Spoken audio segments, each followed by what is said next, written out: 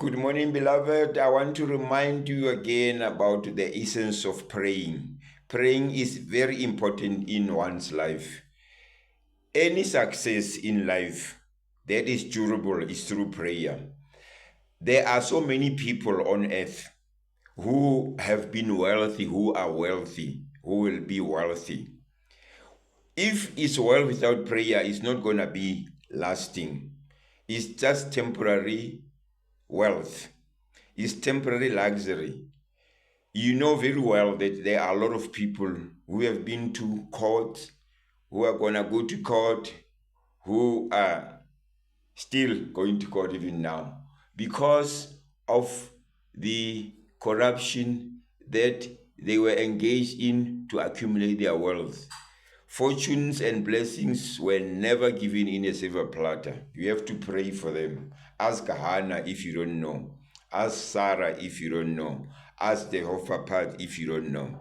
Let's read at Philippians 4 verse 6. Don't be anxious about anything, but in every situation, by prayer and petition with thanksgiving, present request to God.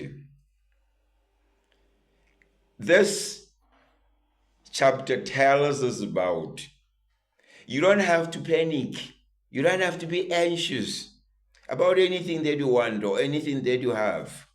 Every situation that you confront, whether jubilation or tribulation in particular, don't be anxious. Don't panic. Don't be depressed. Just know that the remedy or the solution to a problem is prayer. It's a prayer. Talk to God. Communicate with God. Communicate with God and tell God exactly what you want, because if you don't tell Him exactly what you won't get it. Don't be circumstantial when you pray. That's why I always say, pray hard for what you want. When I say pray hard, I mean be precise. Tell God exactly what you want. Don't tell Him that God help me to be successful. Everybody want to be successful. Even God knows that you want to be successful, but He doesn't know the priorities in your life. He knows the priorities in your life because God knew you before you were even inserted in your mother's womb. But the bottom line is you have to show interest. You have to show that really you want a car, you want to work, you want a wife, you want a fiance, you want a house. Don't tell him I want to have a good life. That is not a prayer. That is a declaration. You have to pray. Don't declare. People, I was doing a presentation yesterday somewhere in Vereeniging. There's a guy who came after my awareness campaign. He said to me, you know what we have been saying is what I have been discussing with my colleague. I was saying to the people, the person that you call a crime is not a criminal. The crime that he committed is because of the devil in him, the spirit in him, not the person. Don't call that person criminal. The criminal is the spirit in him, the evil spirit in him. I gave them an example about Legion, that man who was staying in the graveyard, who torn himself, who was chained and broke the chains. He was so brave and so strong, more than the devil himself or a lion. So apparently, when he saw Jesus, he said, Jesus, son of David, are you here to come and butter me? Why are you coming to let me suffer? God, Jesus said, I'm not here for that. Stand up and go. And the man stood up and he regained and restored his life. After Jesus have taken away the demons in him, this is when he stood up and regained himself.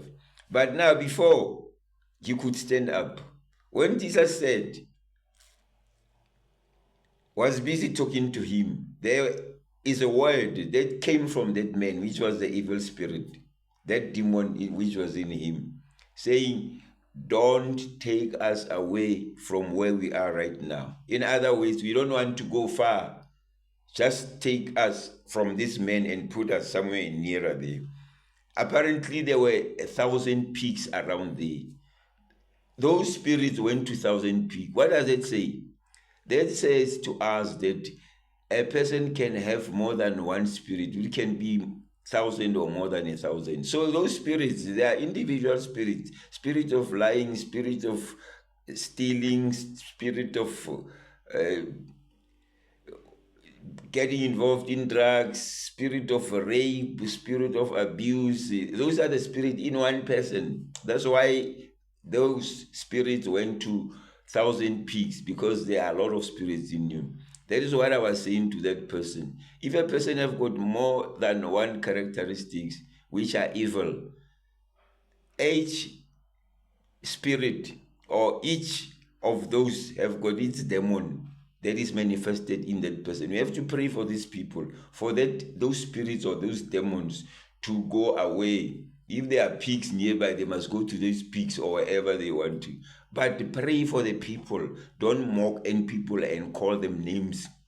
Call them nyaupes, call them criminals, call them bandit. Those are not the right name for the person per se. Is the right name for the spirit, the demons in them. So pray for them. So people, pray. Philippians 4 verse 16, it indicates clearly what I've just read now, that don't be anxious. Through prayer and petition, talk to God with thanksgiving. Declare to God your problems. He will resolve them. The Lord is our Redeemer.